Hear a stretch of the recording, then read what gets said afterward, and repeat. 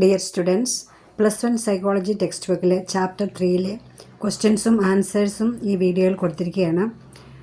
Question വായിച്ച് answer കണ്ടുപിടിക്കാൻ പരിശ്രമിക്കുക. ക്വസ്റ്റ്യനോടൊപ്പം ആൻസർ കൊടുക്കാതിരുന്നത് നിങ്ങൾ സ്വയം ആൻസർ പറയാൻ ശ്രമിക്കുന്നതിന് വേണ്ടിയിട്ടാണ്. ഡൗട്ട് ഉണ്ടെങ്കിൽ കൊടുത്തിരിക്കുന്ന ആൻസേഴ്സ് നോക്കി പഠിക്കുക.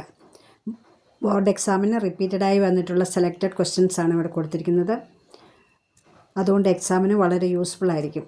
All the best.